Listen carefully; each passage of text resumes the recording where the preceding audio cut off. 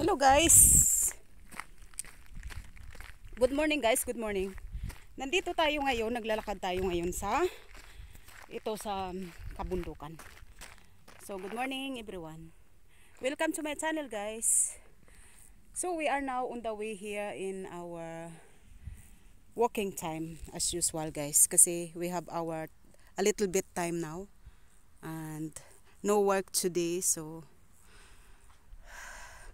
but today in the morning I already made some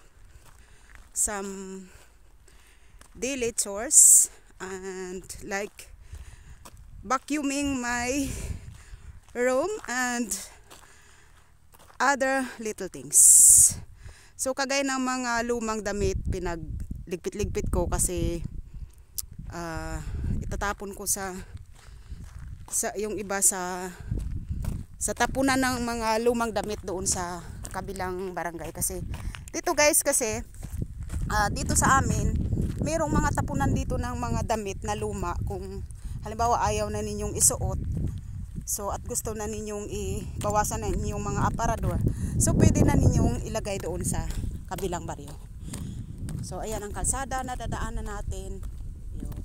Tapos yun ang bahay, ang ganda sa taas, bungalow. Ayan guys, yung kamaisan doon sa taas. Ayun, mga mais field. Yan muna pakita natin, saglit lang, bago tayo magkwentuhan. Tapos ito naman yata yung parang beans na ang alam ko pinapakain nila yan sa so ayan ang tractor, may dumadaan. Tapos yan yung mga nagdadala ng mga mais, nagdadala ng mga inani. So yan yung tractor na yan. So dito tayo guys sa lugar ng Austria, Europe. Sa province kami, mga nasa 300 kilometers to Vienna City. So yung mga nakakaalam dyan kung nasaan ang Vienna City, alam na ninyo yun kung saan. So mga ganun lang kami kalayo. So ang ganda ng bahay doon sa bungalow. Yan ang gusto ko. Gusto kong ganun. Isa yan sa mga gusto kong bahay na pag halimbawa tumama tayo sa luto or kung bigla tayong yumaman. So, 'di ba hindi natin alam kasi nga 'di ba, ang mangarap ay libre. So, kapag sakasakali lang na may magbigay sa akin ng pera or manalo ako kung saan. So, nanggaling sa hulog ng langit. So, bibili ako ng ganyan ang ipapagawa kong bahay. So, 'di ba cute siya?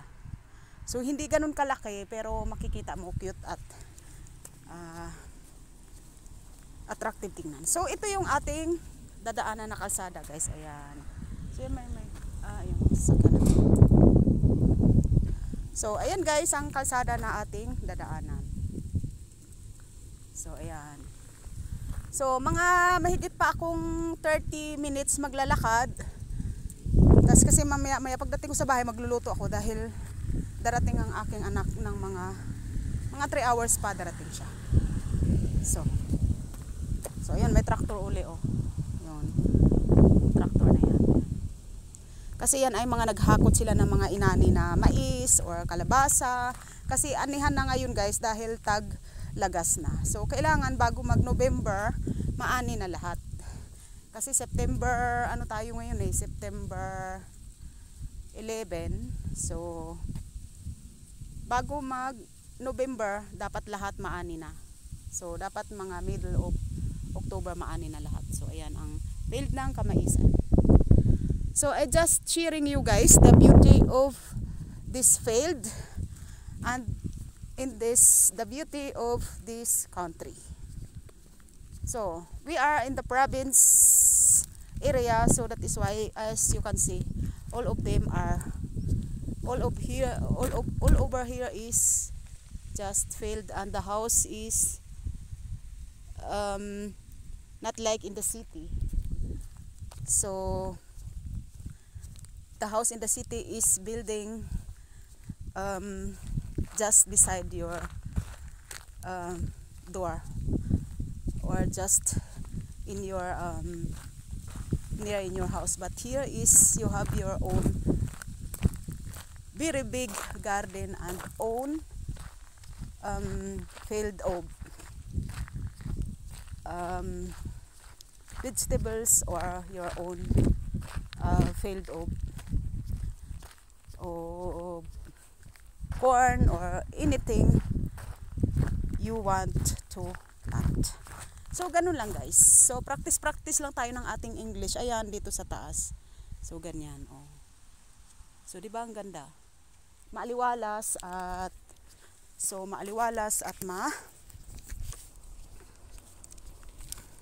medyo mahangin-hangin. So very relaxing place and peaceful. So ayun guys. So ayun, may lumalabas na namang traktor. Ayan, ito sa kabila. May lumalabas na namang traktor. Kasi karamihan naman dito, traktor ang gamit nila dahil nga sa maraming mga inaani. Tapos, siyempre para hindi na sila magkarga. Ang kagaya sa atin sa Pilipinas na marami ka pang, kakargahin. Uy, baka. Marami ka kakargahin tapos siyempre mahirap pag nagkarga ka kasi kailangan mo pa ng maraming tao. So ayan guys, ang puno ng apple. So ayan, nadaanan natin ang apple tree na punong-puno ng bunga. So ayan. Ayan guys, ganda, 'di ba? So ayan ang karamihan ditong tanim. So punong-puno ng prutas. So ngayong buwan talaga is puro prutas ang karamihan sa Europe. Kasi yan ay time ng grapes and apple, pears, and ano pa ba yung uso ngayon na inaani nila, kalabasa, yan, squash is now the time to harvest squash. And many more like mais. So ayan guys, so nakikita natin ang mais. Cornfield. So, di ba? Ang dami. Ayan. Yan naman ang apple tree. Na ang dami-dami rin. Kahit saan sa Europe, lalo na sa Italy, sa Switzerland, Germany, sa Hungary, Slovenia, and Slovakia at Slovenia. Ang dami-daming apple. Kasi yun ang karamihan dito sa kanila. So, yun guys. Balik tayo doon sa ano ba yung pag-uusapan natin kanina. So, yun nga, papakita ko itong lugar na ito. And then, magkwentuhan tayo doon sa atin sa Pilipinas na kung ano ba dapat ang gawin ng mga tao para makabawas sa kahirapan. So, at least man lang makatulong itong vlog ko. So, ayan guys, ang ganda ng bulaklak ko. So, ayan. So, ganda punong-puno ng bulaklak ng bloom na bloom talaga. Yan. So at yan ang container na yan is puno ng tubig kasi yan ay mga dinidilig nila dyan sa ayan puro salad, puro gulay guys. So ayan, puro salad, puro green salad, saka mga gulay-gulay tanim nila dyan sa loob. At kung ano-ano pang mga herbs na pang, ayan kamatis. So ayan kamatis yung guys. So kaya yung mga Austrian, mga puti, magaganda ang kanilang buhay kasi talagang nagtatanim din sila guys. Hindi sila mahilig mga kapitbahay tas uupo lang doon tapos magkipagchismisan. Hindi guys. Alam nyo? So kung ganun din gagawin ng karamihan sa atin, lalo na yung mga tambay. Yung mga tambay lang guys at saka yung mga walang fix na trabaho. Ito guys, sinasabi ko lang hindi kasama dito yung mga, siyempre yung mga mauunlad na yung mga buhay at saka laging busy. Yung pinapayuhan ko lang dito is yung mga walang fix na trabaho at yung mga mahilig mga pitbahay. Mahilig magtambay. Alam nyo guys, ang gagawin nyo.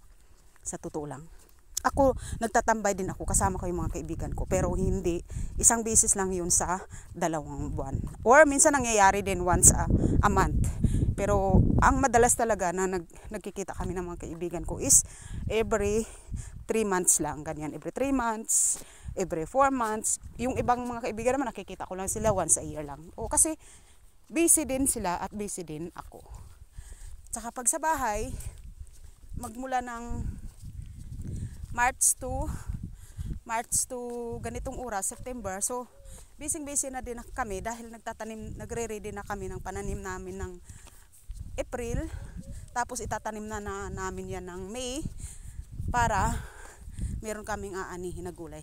Ang tinatanim namin dito, karamihan naman sa mga Pilipina dito sa Europe, ang karamihan ng tinatanim dito is kamatis, ampalaya, pitsay, ayan, kalabasa, ayan. So, karamihan na kasi ng mga Pilipina dito, natututo na sila talaga magtanim ng maraming gulay. At kasi nga siyempre namimiss din natin ang di ba, ang mga ampalaya. So, yun ang tinatanim ng mga Pinay dito, karamihan. So, yun guys. Mas maganda kung magtambay tayo or magtambay kayo dyan sa mga mahilig magchismisan at yung mga magtambay-tambay lang dyan sa kapitbahay. Ang maganda, magtanim agad kayo sa umaga. Magtanim kayo ng binhi ng okra, binhi ng kalabasa, ampalaya. So, at saka kung ganito, kung wala kayong binhi, alam nyo kung anong ginagawa ko. Pag bumili kami ng papaya or bumili kami ng sili, ang ginagawa ko, pinapatuyo ko yung buto niya. Kasi nung 3 years ago or 4 years ago, kami ng kaibigan ko, bumili kami sa isang supermarket ng sili. Tapos tama-tama, dahil nasarapan ako sa sili, maanghang, ang ginawa ko, pinatuyo ko yung buto niya. Tapos after 3 months, tinanim ko. Tapos nabuhay, bumunga. Kasi doon ko yung natutunan kay Ate Joy na taga Cebu. Tsaka yung si Ate Juliet dati na kaibigan rin namin na taga Isabela sa Ilocos banda or sa banda doon sa Nueva Ecija. Tapos mahilig kasi yun mananim din ng mga sili, lahat ng mga herb.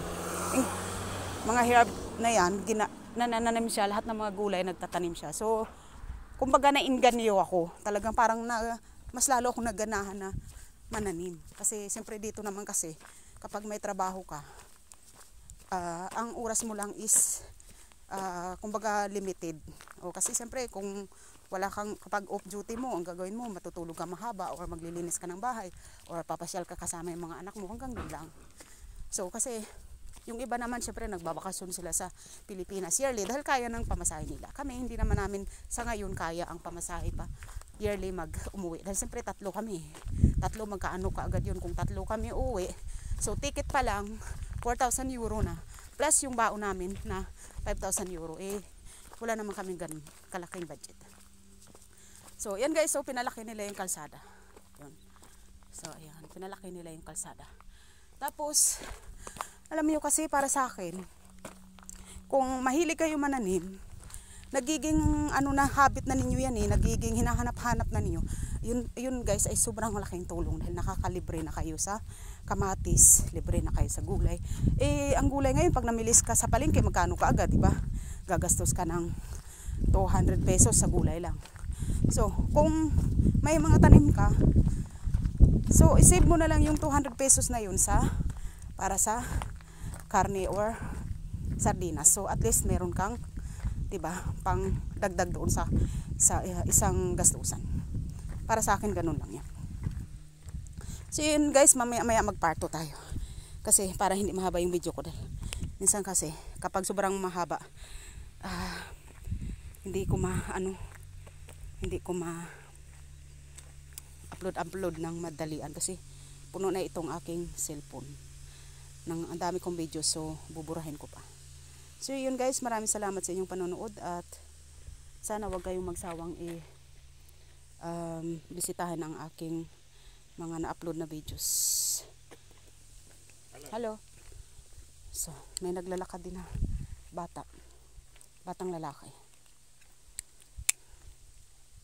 So yun lang at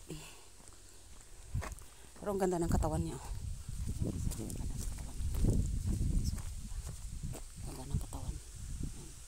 So alam nyo guys, kasi kapag nagiging masipag kayo, tapos nakikita kayo ng mga anak nyo, yung mga apo nyo, nagiging nagiging masipag rin sila. So nakikita nila na masipag si mama, masipag si auntie, masipag si tita, masipag yung kapitbahay mo. Alam nyo, nakikita yan ng mga maliliit na bata. Sa totoo lang, nakikita yan nila. So sila, kumbaga nagiging ano din sila, nagiging masipag sila at mayroon silang dedication sa buhay kung nakikita nila na yung magulang nila mismo is masisipag.